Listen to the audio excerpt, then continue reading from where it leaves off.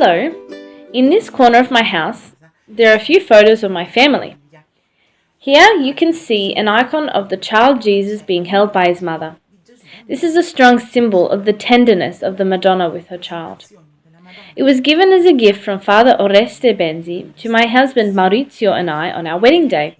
Underneath there is also a photo of us with Father Oreste on the day of our wedding when he is sending us off at the end of the ceremony. All of us friends of Sandra were married, and even she thought of getting married herself one day. In fact, she was engaged to Guido. He also planned to go on mission, he as an engineer and Sandra as a doctor.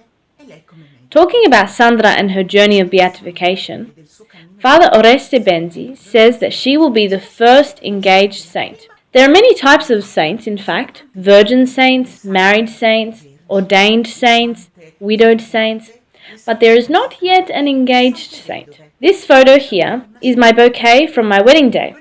I'm sure you know of the wedding day tradition that brides throw their bouquet to their friends.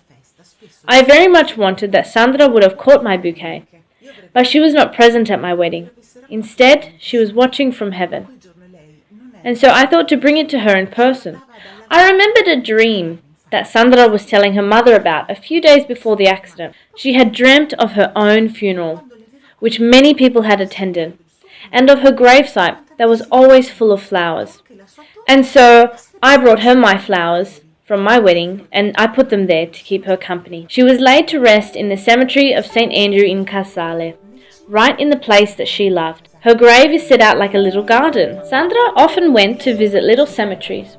She loved to immerse herself in prayer amongst the nature, and most of all in front of tombs that were often neglected and had no one to bring them flowers. The photos of grandmothers that no longer had anyone to visit them. While she thought back to that phrase in the Bible, where Prophet Isaiah says that it is very hard for a mother to ever forget her children. And even if this did happen, God would never do this to us. Sandra always felt very loved by the Lord. It is important for him, for all of us, and for everyone else who rests in the cemetery. She was also very moved by this love, and also included Guido in this prayer.